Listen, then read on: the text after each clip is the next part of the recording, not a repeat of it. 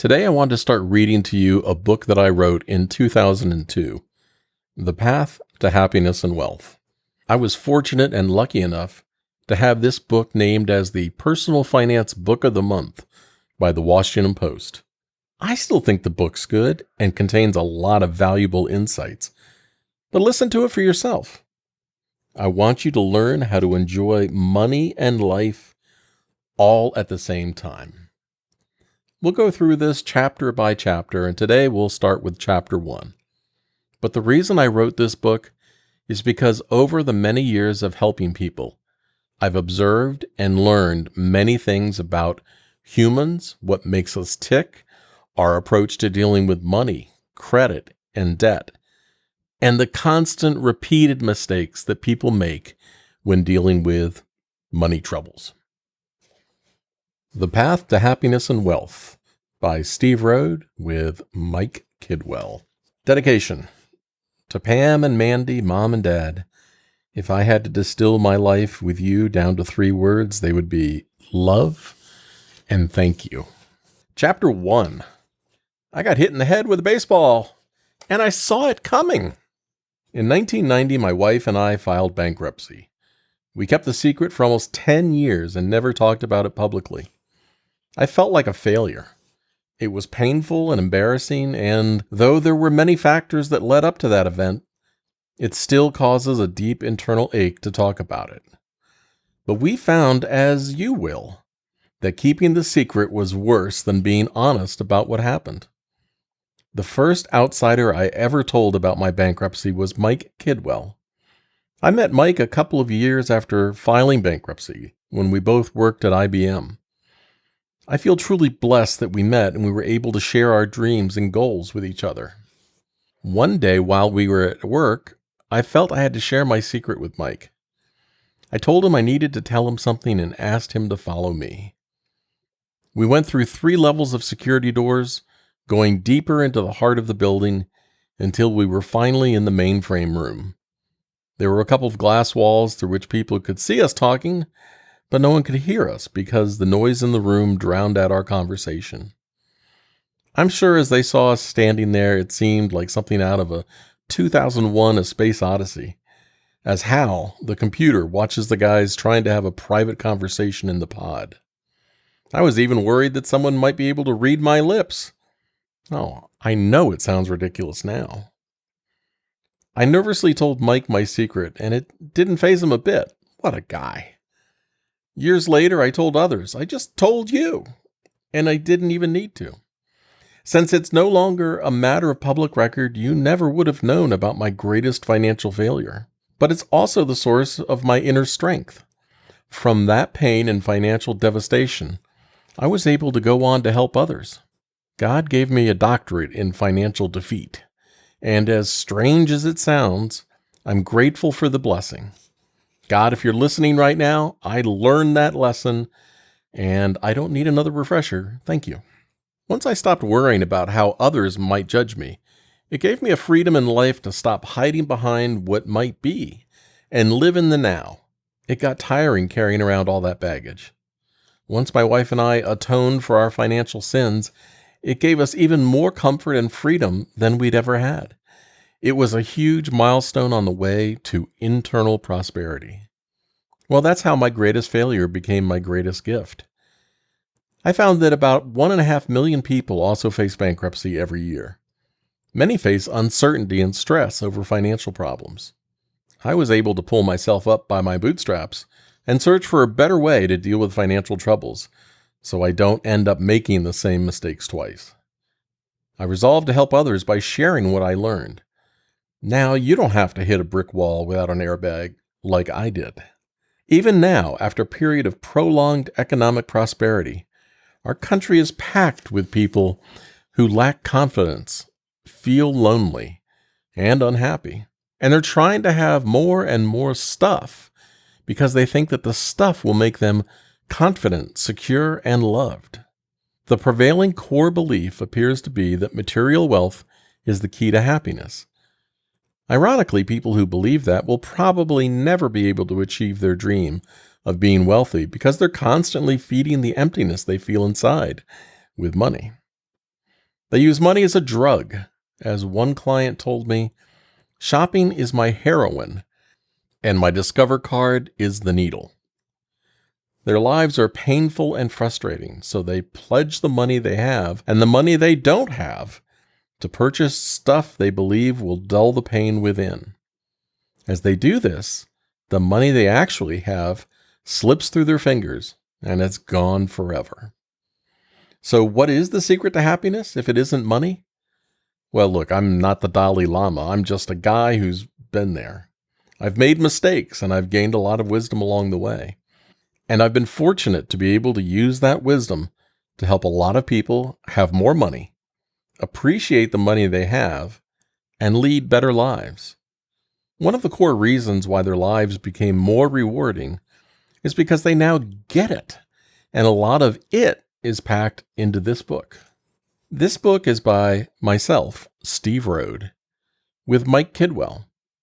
I say I wrote this book with Mike because without Mike's belief in what we do and his support in building the dream, I would not have had the experience or opportunity to share with you the information in this book that can change your life.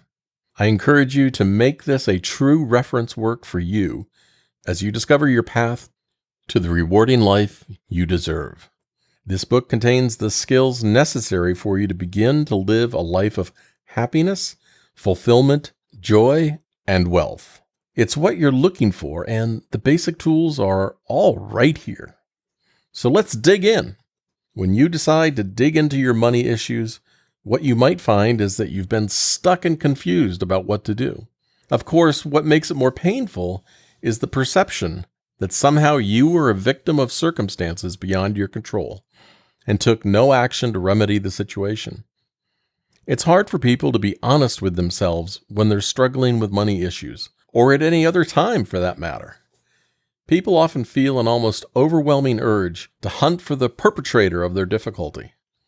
There is so much blame being spread around in bad times that people sometimes forget to point at themselves. People don't want their inner critic to begin shouting at them about how stupid they are, and on and on. It's pointless. First, let's take a healthy approach to the situation and put duct tape over your inner critic's mouth. Your inner critic is that voice inside your head that is quick to tell you when you've screwed up. There's a helpful time for your inner critic to speak, and then there's now. I was about 10 years old and visiting relatives in Vermont when I learned an important life lesson. It was one of those perfect summer days when the wind was gently moving. The temperature was perfect. The sky was deep blue, and not a bug was in sight. My Uncle Ralph asked me if I wanted to go with him to see a local baseball team, and being the baseball fan that I am, I jumped at the chance. I think it was a high school team playing that day. We arrived late and grabbed the last two seats in the wooden bleachers. I've always been fond of those old wooden bleachers. The aluminum ones of today, just not as satisfying. I mean, not only are they cold on your tush on a winter night, but they're noisy as heck when people tramp across them. Anyway, we sat about 2 rows up from the bottom on the third base side. We grabbed the last couple of spots on the side of the bleachers furthest from home plate. We had been there about 10 minutes, just long enough for me to see who was winning, and this blonde-head guy got up to bat. I remember the pitch and the swing in slow motion. The pitch was straight down the pipe from my vantage point, and the swing was like you see on the top of a trophy. He took a mighty pass at that ball and almost missed. His timing was just a bit off, but he got a piece of it late in the swing. I heard the swack and watched the ball screaming like a bullet down the third base line. And then everything went silent. At that point, it was just me and the ball. Out of my peripheral vision, I saw people leaning back to avoid getting hit. I watched the ball come flying right toward me like a smart bomb. The ball slid past the crowd and the bleachers and hit me square in the side of the head. It hit me so hard it knocked me out of the bleachers, face first onto the grass. Well, thank goodness for the grass. I don't remember whatever happened to that ball, but boy, was I upset at it. Though it wasn't the ball's fault. The silly part is, I saw the ball coming, but I was paralyzed. Maybe I didn't know what to do, or maybe I just didn't have enough experience to know what was going to happen. All I do know is I watched the whole thing. I saw the ball coming and it hit me in the head and knocked me out of the stands. The story has a happy ending. I didn't lose consciousness. There wasn't any blood, and I think I got a free popcorn out of the deal. I also got to meet the batter after he ran over to see how I was doing. I think he just wanted to see if he had killed me or not. More than 3.5 decades later, I'm sure he's still telling his buddies about the day he clean knocked this kid out of the stands. I watch many people with money problems and issues behave exactly the way I did that day at the ball game. They're inexperienced, unsure of exactly what to do, and rather than take some evasive action, they get hit square in the head with the problem. Almost all people who are facing financial problems are on a creditor safari. They're on the hunt for a person or persons who got them into a situation they're in right now. The honest answer is that you're probably the one most to blame for what you're going through. Yeah, I don't mean to sound harsh, but unless someone put a gun to your head and made you sign for all that credit, you don't have a leg to stand on. I mean, okay, some people get fooled or even lied to when they sign up for credit. But in my experience, that very rarely occurs. For the most part, life just happens, and we let it happen to us. For many years, I worked in the medical field. One day, I decided to pursue my dream, which was to sell real estate, and I left the medical field. I started my own company, the Great Virginia Land Company.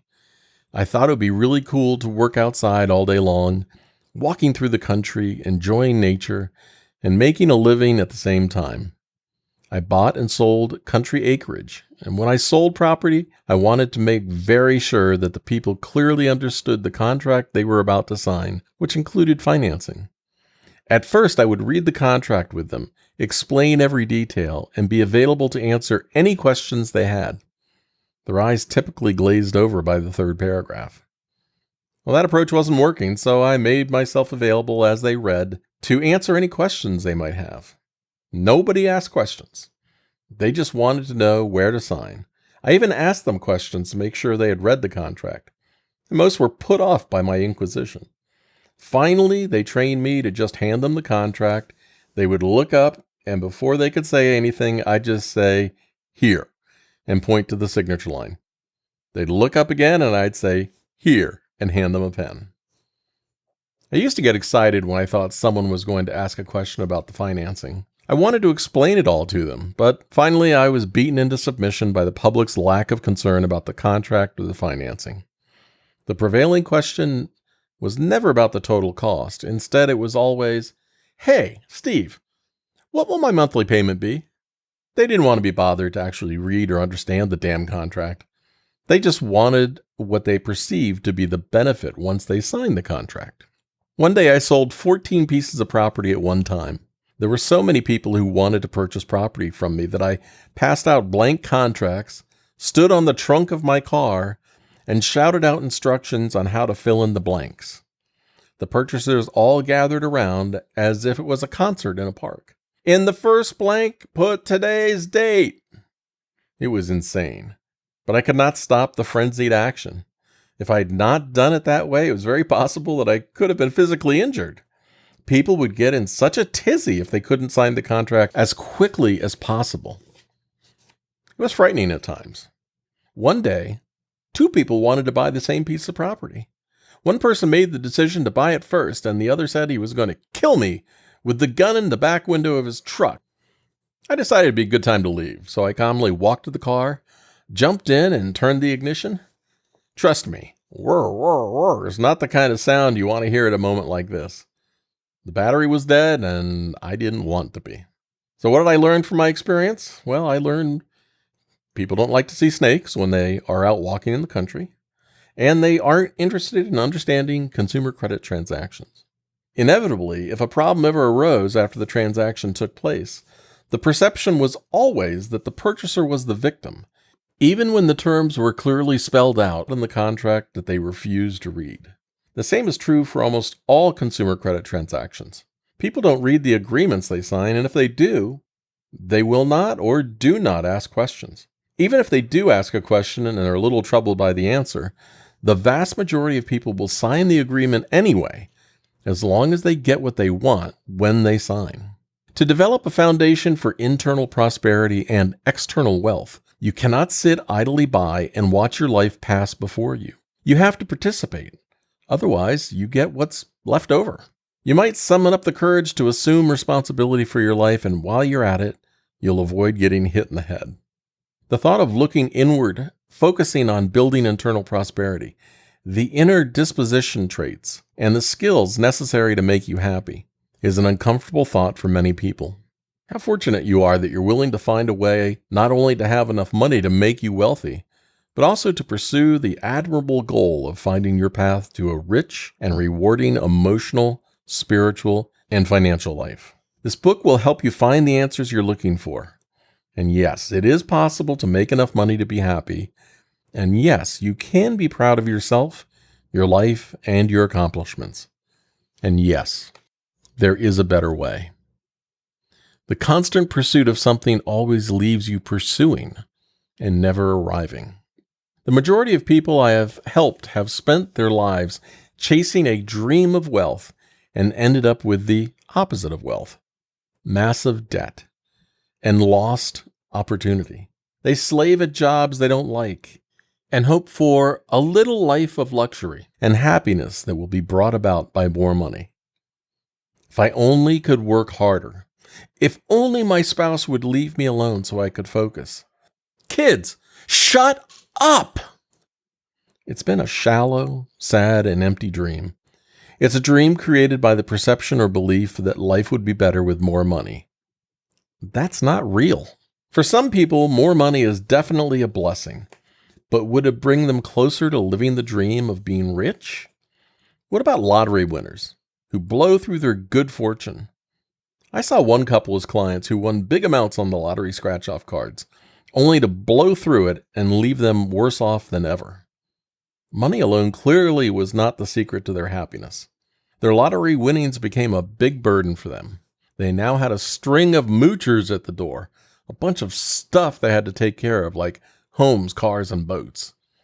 Another thing they never anticipated was they had even fewer skills when they went to re-enter the job market later because they had blown through all their money. Money made them wealthy, but not wise. Not knowing how to handle it made them ultimately less satisfied with life. Working with people like the big lottery winners made me think a lot about money and happiness and how they fit together. The information in this book was gathered in part through my own experience and from working with so many people with financial problems. It's frustrating to see people suffering and not many folks available who understand why. When I share my message with financial professionals, attorneys, social workers, therapists, and others, I can see the light bulb go on, and they usually say, "Steve, people need to know what you know. I haven't met anyone else who has the puzzle together like you do. You've really got answers." Over the years, I've read so much written by other financial pundits and interviewed many of them on my radio show, and now I'm convinced that while they may understand the technical side of money issues, they don't understand the emotional side. They get it wrong almost every time because they don't understand that money problems are not about the money, and that makes it hard for them to point people back to the path of happiness and wealth. It's kind of like sitting in the bleachers with me. Way back then. Think of your financial issues as that rocket ball that launched off the bat. You see the problem coming, but you don't know what to do. Swack! Straight to the head, and out of the stands you go, face first into the dirt. There's a better way. I wrote this book to introduce the principles I've learned over the years to help you create a better relationship with money and make you happier and more satisfied with your life. It will keep you in the stands, and you might even get box seats. Hey, did someone just say hot dogs? What can you teach yourself? Well, there's no reason why you can't use your own past experience to help you excel in the future. Rather than run from the time that you made a mistake, relive them to extract the essence of wisdom and maybe give yourself a good laugh. The ability to laugh at ourselves is important to lightening our heavy load in life. Don't take yourself so seriously. Relax. If you're having trouble relaxing, here are a couple of quick relaxation exercises. Here are my 8 cheap and easy steps for stressed out people who can't relax. 1. Sit up straight with your hands in your lap. 2. Focus on relaxing your shoulders. Feel them droop. 3. Focus on relaxing your legs and your back. Feel them getting less tense. 4. Focus on breathing slower. Feel your breathing slow down. 5. Close your eyes. 6. Count your breaths. Breathe in, 10. Breathe out, 9. Breathe in, 8. You get the idea. Count your breaths this way until you get to 1. Count your breaths in groups of 10. When you get to 1, start over again. Just focus on counting your breaths. Step 7. As thoughts pop into your head, acknowledge that you had the thought and let it go. Just focus on counting your breaths. Number 8. As you sit and relax, try not to acknowledge any stimulation. Try not to move. Try not to open your eyes. Try not to do anything else. Just live in the moment. Stop whenever you want. Here's my 4-step emergency. I can't take it anymore. I'm going to explode right now. Relaxation exercise. 1. Slowly count to 5 in your head and breathe in the entire time. 2. Slowly count to 5 in your head and hold your breath the entire time. 3. Slowly count to 5 in your head and breathe out the entire time. 4. Repeat as needed. This is Steve Rode, your Get Out of Debt guy. That was chapter 1 of my book, The Path to Happiness and Wealth. Thank you for joining me today. Please be sure to visit me at my website, getoutofdebt.org. We'll listen to chapter 2 in the near future. Bye-bye.